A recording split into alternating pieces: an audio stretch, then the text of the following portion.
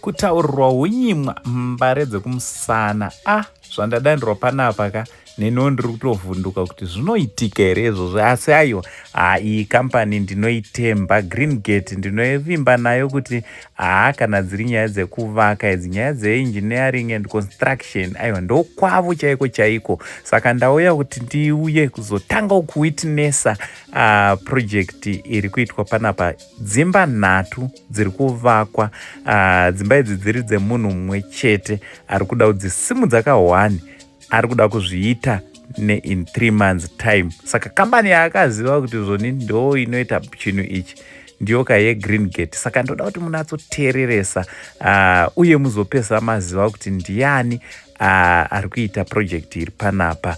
Zita rangu ndichinzi Uncle Sainta, the only Zim uncle. Aiwa, kune vese vari kuda kuzovaka dzimba dzavo, wese anorota kuti rimwe ramazuva achange ari landlord nemalandlord ese nevari kuda kuita dzimba dzimwe zhinji, garai pasi munatsoteereresa zviri pano. Hello good people, muri sei? Nhasi ndauya panapa pane basa guru riri kubatwa ratiri kuda kuti tinge tiri tinointroduce kwamuri. Ende basa riri panapa ka murume uyu ari panapa, murume wamuri kuona panapa ane zvimwe zvaati ada kuita but handisi kumubhilivha. Saka wati aiwa ndoda kuti ndikuratidzei from day 1. So rino iri day 1 ratiri kutaura nezveproject inoyi. Takati nonokei, ndinangu ndati nonokei, ndachifanira kuti ndasvika pachitanga kutocherwa because izvi zvaitwa nema-hours mashoma. Yes, muri sei? Still right, muri right here. Mushe. But zvamuri kutaura ina handisi kubhilivha. Hamusi kuti believe? Handisi. It's actually isusu veGreen Gate Engineering Construction ndo zvatinoita, tinoti basa kuvanhu ende hatitori nguva pakuita zvinhu tagara nazvo kwemakore. So that's why tiri kuti isusu within 3 months we are supposed to finish to build those 3 houses. 3 months? Yeah, in 3 months. 3 houses dziri next.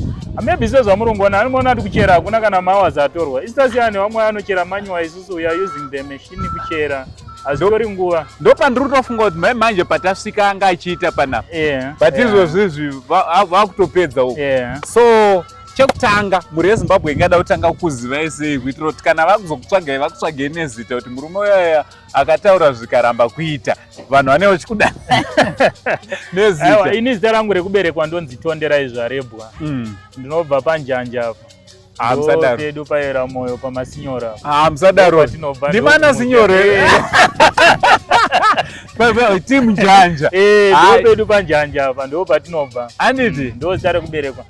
Ku Green Gate ndiri director weGreen Gate Engineering Construction. All right. So chekutanga Green Gate inowanikwa kupi? Green Gate inowanikwa panumber 16 Lighton. Ndo painowanikwa, ndo pane maoffices edu. Ukatarisa pane nema-emails edu ari papa. Zvese zviri panapa. Zvese zviripo, state number yedu, email yedu. Hapana chakavigwa. Aiwa, hapana chakavigwa, zvese zviripo. All right. So ngatitaurei zveproject yamuri kuita panapa.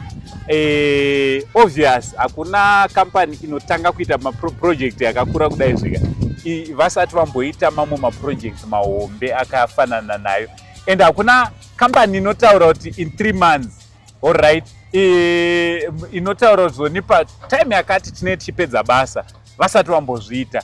Mungada kuti tsanangurirawo here kutsanangurira maZimbabweans kuti project iri panapa yakamira sei, and nhasi uri musi wa13 nhasi ni13 nani 13 March wamuri kuitanga. Muri kutarisa wepedza muswani? Project sezvatavimbisa vari kufollowa, vari kutarisa izvezvi kuti project within 3 months ofana hange tapedza. From today we need 3 months. Project haisi yekutanga, tagara tiri muconstruction. But nenyaya yekuti takaona kuti muconstruction vanhu vazhinji vanzwa nekunyeperwa kungonzi 3 months dzobva dzazoregedza ita 3 months, vamwe vachinzi tinovaka but zviri ngori zvepasocial media. Saka nisi chaitaita kuti muye mudocument taitira kuti vanhu vanyatsonzwisisa process iripo pakuvaka uyezve netime frame uyezve nezvatinenge tichiita. kuti ndikazoya kuvanhu ndakuti ndinovaka vanhu vanenge vakundinzwisa kuti azvishuwa murume anovaka vanhu vanenge vane chavakabata vatangirawo pamaprojects edu ende mukaona kuti maprojects ari pachena ekungoti chero even munhu anoda kunzwisawo plan anoda maideas eplan even interior everyone akasununga kuyachiona right. Panapa patiri kuitira ndepapi? Toda kuti vanhu vanatsoziva kuti tiri papi, kuitira kuti umwe munhu anogona kuti nhasi musi wa13 pamwe achaona nhasi kana mangwana abva atoziva kuti abva atomaka kuti project iri kuita apa ndo yandakaona ichitaurwa netimu iri kuti tiri kuita for 3 months. Panapa tiri muAspindale Park, vanoiziva iGated Community Aspindale Park, padhuze nepaTM.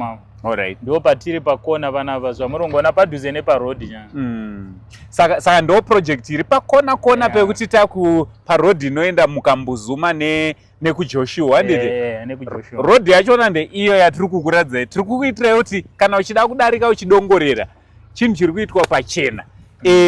So dzimba idzi handiti mati dzinoda 3 months kuti dzipere. Imwe neimwe ine marooms mangani? Imwe neimwe ine ma 5 bedroom.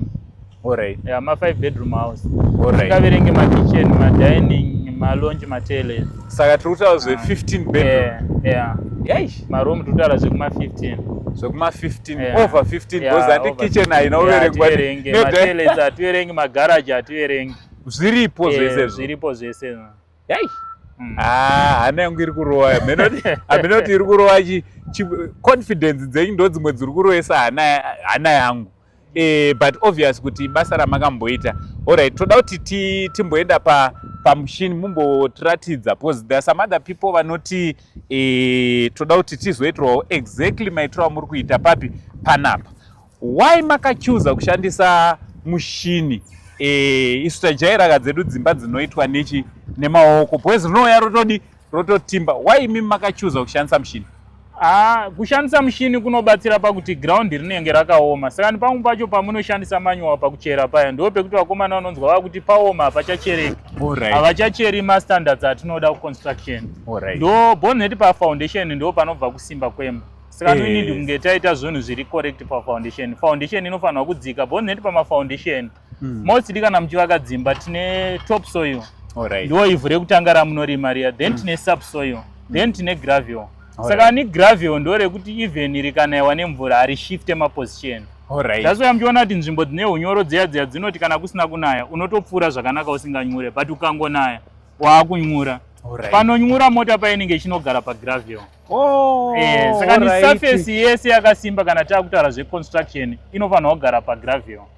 Whatever chatinoita chese kuti chisimbe, structure yese inofanirwa kugara pagravel. Pamunozonzwa pakunzi imba yangu yatsemuka yashifta, zvinotangira ipapa pakunge vasina kuchera kubata gravel. Pane pangocherwa pamusoro zvishoma. Vasina kubata gravel plus nesize yemafooting anofanirwa kunge akafara. Alright, saka tiri kutaura kuti imba yachona yese iritori ipapa pamuri apa. Ndo panemba kusimba kwayo. Ndo panemba kusimba ipamo. Alright. So tiri kuona pane boys ndo dzinozoita kuti zvinge zvinoshepeka zvakanaka. Boys rine rakubvisa loose soil nekuti pamusoro pazvo futi ichi chikachera chinosiya loose soil. Loose soil tikarisiya iroro rinotora neproblem. Rikazoenda mvura rinodissolve. Imba inobva yasheka. Saka tinoita make sure tabvisa loose soil rese racherwa. Tapa surface pagravel chaiyo. Then takuchiunza concrete after tapedza. Saka tiri kuda kuti mumbonatsokuti tsanangurira. Imi ndimuri muconstruction. Ndeapi malevels aripo pakuvaka? Izvo tiri kuona kuti patanga nyaya yekucherwa foundation. Zvinotangira pabosi. Tiri kuona pane vamwe vanhu vanyowani vakaita sahango seindi vangangodawo kutanga kuvaka vasingazivi kuti alright ndofanira kutangira papi. Ndiri kuona makabata plan.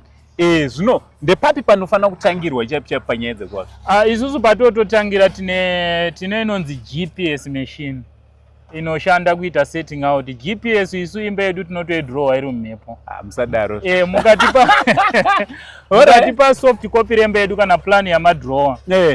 Tine macoordinates atinoshanda nawo pasite anova mapegi ndo atichiti macoordinates. Ndo atinoziva nawo kuti imba yenyu ichibva ichi yakagara pastand yakakura sei. Chekutotanga tichisvika paground tine mushini unoshandiswa nemasavhaya. Alright. Ndo watinoshandisa isu pakuita setting out. Tinotanga tacheka kuti maposition emapeg enyu ari pacorrect position here. Boneti mostly unozonzwa zvakunzi munhu akavaka imba iri paside. Zvinokonzereswa nekunge boneti mapeg aya paanoiswa pakauya munhu achirima akashifta akaisa paside kana kuti ikatodzurika. Then builder angoongoswa kuti ndabata 8 by 12 ongobata netape measure omva adzosera but haisi in right position. Saka kureva kuti muri kureva kuti zvoni maplan ese edzimba kana kuti masites ese anovakwa zvirimo mumhepo. Zvirimo mumhepo. Masites ese anovakwa zvirimo mumhepo. Saka imi mukatouya nemushini unotouya uchitobata kutoti tinotongoziva kuti panapa ndopa paine peg apa ndopa paine peg ende mukatobata tape measure mune matoona kuti ndizvozvo exactly zvazva zviri ngori. Saka ni GPS inotibatsira pakuti tinoisa imba exactly. Alright. Ende GPS inotibatsira pakunge tine square. Okay. Ende GPS iyo futi inoshanda even same ne level. Even mastage amuchauya muchaona tine takatoisa machine panapa yatiri kutaura nezvayo. Ndo yatinotoshandisa. Tajaira ka spirit level. No. Alright, I can't wait kuona mushini uchiita basa. Alright. Sani machine iyo inotibatsira pakuti chiita setting out takutoziva kuti customer ine room ine 3 by 3. Takutonoloda pa GPS. Totoloda kuti panapa tine imba sedzimba dzine 3 houses dziri pa Aspindale Park. Takutoziva kuti Aspindale Park ine dzimba ma 15 rooms tomba tatoloda pa GPS. GPS takutongofamba ichitiudza maposition kuti room A iri kutangira pa ichigumira apa so that kuti makuchera zviri make sure then tomba tangotara malines edu neraino set. Muri kuona zvewide zvachitarwa izvi. Alright, saka tiri kuti mabva ipapo istage yakatozvimirira zvekutoti kana muchitoita izvozvo it's a stage yamune matodarika. Ndingati stage iyo ndo iri very important. Setting out ndo iri very important. Boneti most of them unonzwa kunze kwaiti zvandakadrowa paplan hazisirizvo. Alright. Why? Vanhu vanenge vatadza kuita setting out kukopa zviri paplan kuisa paground. Saka ni GPS inotibatsira kuti zviri paplan ndo zvatiri kuisa paground. Haasi munhu anenge achiita mushini. Saka different yacho. Mushini uri accurate, hauna mistakes. Even tine tuma centimeter tune turipo mushini haurasi unenge uri accuracy. Alright. Saka vanhu vanofanira kutoti vanatsonzwisisa mastages iwawo. Because ukasanzwisisa iwo chivaka ndo panogona kutotanga kutorashika kwako ipapa. Ndizvozvo. Especially panhau dzesetting out dzinoda kuti dzinzwiswe nevanhu vakawanda. Kuti chinonzi imba tinototangira pasetting out. Alright. Tikatadza setting out iyo tatobhaiza zvese. Ndo paunonzwa munhu akuti room yangu paplan yanga iri 3 by 3 yanga ine kana 10 square meters. But paground haichiziri 10 square meters. Wakuona vamwe vakuisa maoni paside kana kuisa pamusoro peslab of which inofanirwa kubva pasi zvatichataura zvino. Kwete kuti kubva paside. Ikangobva nepaside imba yedu hachisina kusimba. Saka ni ndo zvatiri kuita panapa. Tikangopedza first stage iyoyo yesetting out takuenda ye-excavation. Ndo stage number 2. Zvinhu izvozvo zvinofambirana. Zvinofambirana. Saka ni tikaenda pa-excavation ndo yatakuchera yatichataura kuti tinobvisa topsoil. Ende mukatasa pafoundation mukatonotasa even pafoundation ine 3 types of evhu ari kubuda. Ivhu rinotosiyana. Topsoil rine color yega, subsoil rine color yega, then gravel rine color yega. Alright. Saka tabva ipapa apa anti imba yedu sezvo zvipatasvika apa ndepekuti zvoni vakomana vakutopedzisa kuti vachere. Chii chinouya next? Tapedza kuchera tine mapeg atinoisa anonzi mafooting peg atinoisa. Mafooting peg anobatsira pakuti pari kuzoya concrete iri kunotera the actual measurement inofanirwa kunge footing yakakura. Sometimes ndo pamunonzwa vanhu vachiti imba yangu yakadirwa footing but pamwe pakatoenda footing shoma. Paenda shoma paya ndo panobva pacracka imba. Sani footing inofanirwa kunge iri ngori same size footing. Saka imi munoimeasure nemapeg iwawo. Tinomeasure neanonzi mafooting peg. Boneti sinoisa 260 vamwe vanoisa 300 but isu panapa because of tikuda kuisa chinhu chakasimba we want to use for 300 ndo thickness yefooting. isaizi yerula. Saka zvichireva kuti mapega aticharovera achitenderedza imba anofanira kunge achisiya 300 kureva kuti ese anofanira kufanana ese imba yese yekuti you make sure kuti hazvifanosiyana. Mapega yabasa rawo anongotibatsira pakunge taakudira footing. Kazhinji kacho kana concrete yamutrench umu hauchakwanise kuimezha, but mapega anotibatsira kuti make sure kuti footing yedu concrete iri kufutsira mapega ese kusara asingachaoneki. Alright, saka imi muchashandisa chiistajaira kakuti tinouya neboys redu nemafoshoro nemabhara tichiverenga 10 mabhara 3 mabags esimend, vamwe vachoto 4 mabags zvichidaro ne3 mabhara ejecha. Imapa munozvifambisa sei? Zve3 mabhara 10 mabhara zviri right, but according nenyaya dzemaratiyo dzinozopedzisira dzakurasa boneti vanhu vari kukanya. Izvi zvasiyana concrete isi yatiri kushandisa apa inonzi premix. Premix ndoipi iya yemuzvimishini inoya yakakanywa nemushini, inoya yakakanywa. Tinogona kushandisa maconcrete mixer kana kuunza premix, but mostly panyaya dzeconcrete inongoda kuya iri premix kana kuti kushandisa concrete mix. Uri paside watengako matombo nechichi but woshandisa mushini pakusanganisa. Alright, kumushini uyayo ndo unonzwisisa ndo unotipa strength yekuti tiziye kuti tiri kushandisa C15 here C30 here, boneri kuconcrete kune maratio. Haisingori nyaya chete yekungosanganisa, kune maratio. 3 bags 5 mabags 5 ine maratio. Uyezve nesimende yacho inotori nemaratio. Kunotori netype yesimende mukatoita imwe simende inenge yakatonyorwa nzi for plaster.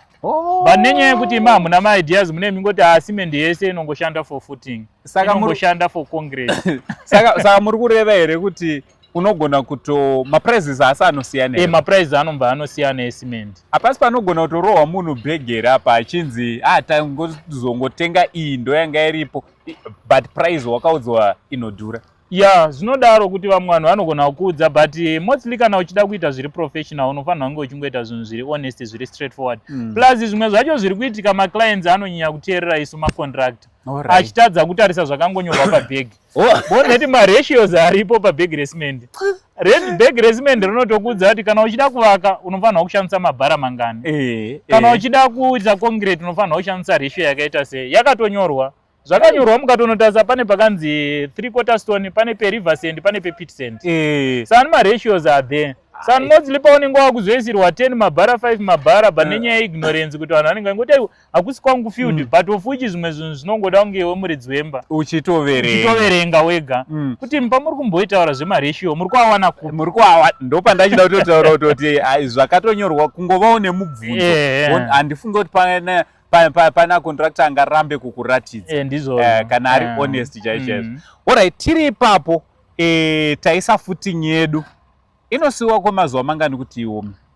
Footing tinoisiya mostly inofanira ita 15 days. Alright. Isina kulodwa load yakakura, zvakudependa kuti muruda kulodha chii. But kana iri maupstay anoda 21 days kuti iome machuo muchidira mvura. Saka pane kureva kuti mune muchitoramba muchitodzokera muchidira mvura. Tinofanira kuzoita inonzi curing, ndo yekudira mvura. Hamungoridire moenda muzodzoka after 2 weeks. Toenda, aiwa hatingodire toenda. Inofanira kutoramba ichiwana mvura isati yane load yakawanda. Saka tabva ipapo pa 21 days kana iri upstay kana iri mamwe madzedu dziri normal 14 days makuita sei? Takutanga inonzi todzokorodza futi setting out yatati chataura again. Tinotoda futi machine kudzosera futi bonnet apa tachera tabvisa machine ndo wakuchitiradza kuti woyemba watakamboshandisa same machine ndo unotodzoka. Wakutiratidza mawozi emba nemarooms nechii nemakona aripo kuti apane kainsuit apane chii pane chii ndo unombva wadzokorodza kupika makona iwa. Tapika makona iwa tinoisa fish line then tomisa anonzi maprofile. Maprofile ndo masimba aya anoiswa makona ekuti builder haachashandise level. Ukaisa simba woisa simba wobata mameasurements zvoenderana then woriona kuti straight here. Then kana straight watopedza wakutomaka ende malines aya manje zvinoitika pakuvaka ndo pamunozoona imba ichinzi yakaiswa brick on edge pamusoro. Zvinobva panyaya iyoyi. Panyaya yekuzenge takuda kutamisa maprofile malines anomakwa pari kuperera box achidzika pasi. Whatever zvinoda kuitwa zvinofanira kuitirwa pasi. Alright. So that kuti ndo panotangira malevel. Maline anomako achibva kumusoro uchidzika pasi. Alright. Kana paine tuma mistakes turipo tinofanira kugara twakagadziswa pasi. Not pamusoro. Alright. Saka tiri ipapo ndoda kuti ndibvunze chimwe chinhu. Tiri kuona kuti malines pane nyaya yemalines ekuti alright ngatibetadzoka pazvidhina zvedu. Vamwe vanoshandisa zvidhina zvino izvi ndakasichiona vamwe vanoshandisa zvino izvi ndo anonzi machiya nawo. Aya anonzi mared commons. Mared commons. Saka mared commons awa kana tiri kuvaka anofanira kuita malines mangani kubva pafooting kuti asvike panopera foundation? It depends, but tinowanzokurudzira kuti ku highest point kunofanira kuita from the ground pamba kunofanira kuita 400. Alright. From the ground ku highest point. Kura kuti kana muchivaka stand yenyu munofanira kutsvaga highest point. Highest point iyo ndo kwamunowana malevel. Hatichandise lower point. Ndo pamunozoona dzimwe dzimba dzichipinda mvura mukati. Vakashandisa lowest point. Ipapo muri kutaura mistake yakatoitwa neumwe munhu pamba pake zve. Wosa unofanira kutsvaga highest point. Highest point yoita 400. Lowest point inotozoita more than. But wewe ukagara washandisa lowest point uchasvika ukuwa muground waakuda kufukunyura kuti imba mvura isapinde mukati. Ndo pamunoona dzimwe dzimba hadzitorina kana space kubva pamapavers kuenda pari kupa paveranda. Zvine zvakangonoita too close. Mvura kana yakawanda inotopinda mba. But ndo pamunozozoona watovaka hapachachinjike. Wosaka ukangojamba chete papa for life imba iyo. Mvura yakutopinda mba. Mostly tinototi ku highest point tinowanzoda 4 courses. Alright. Ku highest point yenyu. Ndo kwatinoda 4 courses. Alright. Saka tiri kuti tasvika ipapo imba yati kwirire. Anditi takuchitanga manje kusimudza madziro. Takuchisimudza madziro. Pane inonzi window level nebeam zvinosiyana papiri. Window level hanzi beam kutaura kwatiri kungonzwa vari kuvaka. Tichitori panyayo pane nyaya yamajamba yakakosha. Tine nyaya iri kuitika mazuva ano yekunzi takavaka munzvimbo ine mvura. Handi munoona dzimba dzichifunyuka muzasi zviya kana kubuda unyoro. Ndo pandaida kutaura kuti pane dzimwe dzimba izvozvi kutotaura kunoku kunai kuri kuita mvura. Pane dzimba dzine unyoro muzasi. Chibvunza yati problem inokonzereswa nei? Right, munoona zvinoitika. Vanhu havaseparate ground ivhu newall. Vari kungovakawo vapedza kuvakawo mvura vatoti ivhiro ratabvisa remadhaka ratatichataura toridzosera futi. Saka ivhu riyataridzosera rinongochengeta unyoro. Saka isinotokurudzira kuti wavaka imba box rako rapera unofanira kutenga maplastic eblack aya woisa mumasaidi wofutsira kureva kuti zvidhina hazvichagumwe nevhu.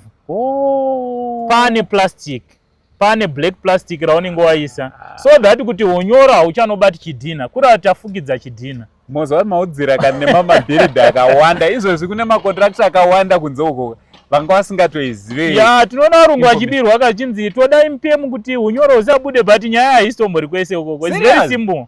Kunotenga plastic reblack watoseparata unyoro nezvidhina zvatopera. It's very simple. Saka the moment yatiri kuisa plastic reblack mukati taisa kunze handiti same plastic iro riri kuzoswa kubatana nerichaiswa kumapavers. Hane mazvinzwisa kureva kuti pamba hapachisina patinosangana neunyoro. Hatichisina ende mukati taseparate mese mawozi motinechisa maplastic eblack achitenderera then plastic riya rinonosumuka sezvakaita plan yangu iyi rinobva pasi kudai mukati memba roskotena futi kudai. Handi muriona saka pasi pesa apa panenge paine plastic. At the same time isa hatongopereri ipapo pasi pacho tichitodira footing tocheka plastic reblack towaridza foot pasi patiri kuda kuti adira footing apa tichatoona muchisa foundation tinotoisa plastic reblack kuti mvura isakwidze. Hamusi kuda chinhu chinosanganisa zvidhina izvi nemvura. Hatikuda zvinosanganisa zvidhina nemvura. Saka ndiwo panototangira nyaya yekuti pasi taisa plastic tatovhara mvura already ende zvatotibatsirawo panyaya yemujuru futi. Handi muriona makuinza imwe nyaya iri kunetsa vanhu. Zvatotibatsirawo futi panyaya yemujuru imwe iri kunetsa vanhu. Handi muriona tatoisa plastic redu zvatotibatsira pasi pafooting taisa plastic then box ravako tisati tatofutsira box tinofanira kuisa termite poison yedu, moisa termite poison mufoundation muma-trench, then maisa termite poison moisa plastic renyu kumadziro, then mochifutsira madziro enyaya, but make sure kuti hapana chidhina chinofanira kugumwa nedhaka. Handichade kuti mutaura information yakawanda.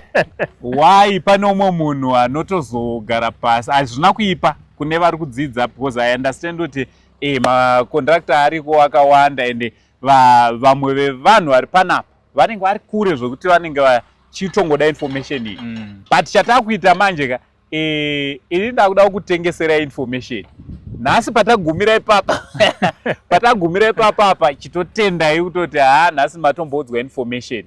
Tiri kuti imimi anditi seGreen Gate Construction anditi and Engineering, nhasi umwe munhu anogona kuti ndoda kuti mutange kutondivakira imba yangu, but umwe anogona achiti inini ndiri kure, pane nyaya iri kunetsa mazuva ano, nyaya yekuti ndakazopa mari atete wangu kuti vandibatsire kuaka, ndakazopa munin'ina wangu but imba haina kuzovakiwa. Ini ndakanga ndiri kudiaspora, ndofunga muri kudziona nyaya idzodzo ndo nyaya dziri kunyanyonetsa zvakanyanyisa muZimbabwe. Mune kubatsira here kwamuri kuita vanhu vari diaspora? Isi veGreen Gate Engineering Construction, kana tanzi neclient tine site inoda kuitwa, chekutotanga tinotanga taita paperwork. Alright. Tine paperwork, tine maloya edu, then client tinokurudzira futi kuti client ive ina lawyer. Alright. Kana tichitanga project tinoda kusainirana pasi. Alright. Then ndo patinoisa requirements zvatichada kushandisa nezvichaitwa paground. But netimodzi unozonzwa munhu aiti ndakavaka but builder achawanika. Ipapo ani murikuona umwe anoti ndawandirwa nebasa, ndakamutengera simende achawanike, ende pamune makataurana na 3 months haana kupedza pa 3 months. Imimi mabenefit achibo neti kana masaina contract ichiti 3 months ukatadza kupedza in 3 months unofanira kunge uchito explaina kuti chii chakutadzisa. Saka nisi tinokurudzira kuti vese vanoita maprojects vasiri muZimbabwe ngavaite lawyer. Vaita lawyer votanga vaita paperwork, vanhu mosainirana pasi. Yes. Boneti vanhu vazhinji vanongotaura zvekuti ndangokupa invoice yangu, quotation yangu, ndongoti ndakutokuvakira imba. Mangwana tozotanga kunetsana takuti hatina agreement. Chani chekutanga chatinokurudzira vanhu vari kunze. Engage maloya. Vanokubatsirai pakuti kana mafunga ita projects monyorerana pasi.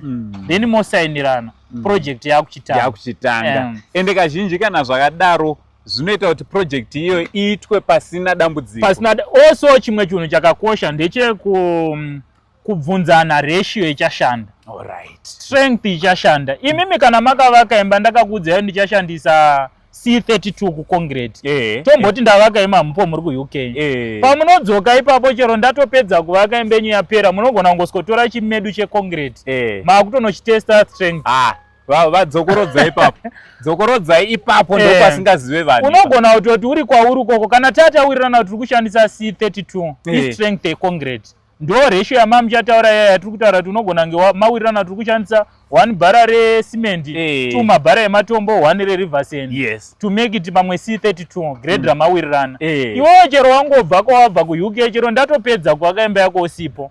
Une mukana wokungoskomedura chimedu checoncrete woenda nacho kulab wongonotestirwa kuti chine strength yakadii. Imimi secompany you are ready for that. We are ready. Wanouya tinongoenderana kulab nechimedu chauri testa strength yacho kuti is it exactly concrete yatakawirirana tiri kushandisa GR tiri kushandisa 1 chakuti kana ratio yatawirirana. Even kana itori plastering chaiyo unokwanisa kungotora wototesta strength kuti ndiyo here zveshuwa yakashandiswa. Amaziva kuti information yamuri kutaura panapa yakadzama, vanhu vazhinji havaizivi. Inozwa kuti most of the contractors havadi kunzwa iyo nyaya, most of the companies havadi kudzinzwa. Makampani mazhinji ndoiziva kuti matoitwa so. Havadi kudzinzwa nyaya idzodzo, unenge uchinzi wabuditsire information iyoyo. Saka information iyoyo haidiwe kunzi ibude. Haidiwe. Nekuti inosungisa ka information yatukutaura nezvayo. Because munhu akauya zveshuwa let's say apa munenge matoisa foundation mixer yamunenge maisa anenge akauya akakwatanura. Hatisi kungotangira ipapo ka tiri kutoti client taiudza tabata gravel handiti tatodira footing. Client every same time ine mukana kungoya yoskochera yotoona handi muri kuona matomba yotoskuona kuti pakagara imba pagravel here. Hazvitonide kuti amboswera achitibvunza, anotongouya ongoskochera pakona imba yake otoona kuti imba yakagara pagravel here, imba yakadirwa footing yakakura here. Ani muruona. Ende imba yangu ndiwawo maratio aishandiswa here.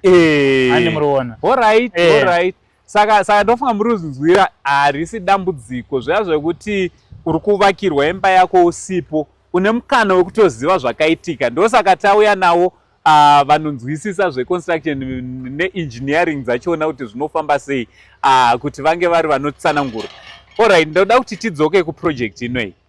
Tizivisei zvazvadaiwo, tidzoke futi musi wechingani uye pachange pachiitwa chii? Indiri kuti mukadzoka after 2 days munowana tapedza kudira footing. Musada. Concrete works anenge apera. Musadaro. Dzese dziri 3. 2 days in time dzinofana kunge dzapera. Tikutarisira kuti musande footing yese inenge yapera. Musande. Saka Sunday ndogona kutadza kuuya nekuti nei tiri kuchechi, but Monday makuseni tichange tiri panapa touya tokuradzai footing kuti zvii zvinenge zvaitika. Tichazotangira hedu pafooting. Pandine mubvunza ndakutokumbira kuda kuziya endatoa iva vanhu vatonzwa kutsva mumwoyo kuda kuziva kuti kana makasununguka munhu here ane dzimba idzi dziri kungonzi 3 ka1 kana kuti ikampani ndiani muridzi ari kuita zvinhu izvi? Muridzi ndini muridzi wacho. Aiwa, tazvinzwa imimi ndimi weconstruction kana ndimi wegreen gate. Tati muridzi wedzimba idzi ndiani? Munhu ari muno muZimbabwe. Ndimi? Ndimi tisu varidzi vacho. Ava ndoona zati zvijeke. Ndoona weproject iri panapa. Vati zvoni dzimba dzangu inini handidi kuzoudza vanhu kuti tinogona basa ratisati takamboita. Ende vatora mukana unoyi nekuti vanosigara vachitongozviita izvi. But vati aiwa regai ndidemonstrate pamaproperties angu. Nekuti umwe anogona kunetsa, umwe anogona kuti aiwa inini ndoda privacy, ndina hama dzangu dzinozondinokora tsoka.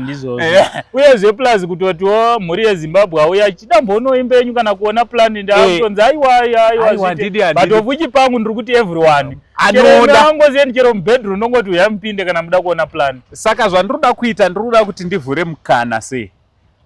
Pandichange ndichiuya ndine vanhu vari kuvaka kunze uko, kune vamwe vada kutanga kuvaka.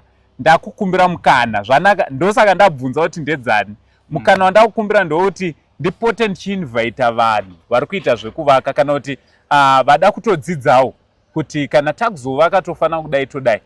Pandine ndichiuya ndiuye navo vachiona vachitaurawo uchapupu hwekuti tiri kuzviona basa riri kudi riri kuitwa. Aiwa isinoti sunungukai. Uyai nevanhu chero nhamba yamuri kuda chero Zimbabwe yese. Tichivaratidza. Vachiona mastage. Bodi neti chinoitika kazhinji munhu kuti anzwise kuti room yakanzi 3x3 paplan yazopa ground inenge yakaita sei havainzwisisi. Saka ni zvakanaka kuti munhu akusikoona into practical kuti imba yacho yatopo nezviri paplan akunzwisa kuti patiri kuti 5 square meter dzakakura sei. Patiri kuti 3 square meter dzakakura sei. Patiri kuti walk-in closet yacho yakamboita sei kana yapa ground. Also pazvidhina, sorry ndakudzokera pazvidhina, taona matiradza izvozvo zvitsvuku izvo. Vamwe vanoshandisawo zvimwe zvinoitwa nesimende zvine zvakatodi nesimende zvezvi. Vamwe vanoshandisa mablocks. Zvinosiyaniko zvidhina zvese izvi? Zvidhina zvinosiyana pastrength. Alright. Strength yacho ndopa zvinosiyana kuti pauri kushandisa pane zvimwe zvidhina zvekuti ukangochitsika kana netsoka chinofufunyuka.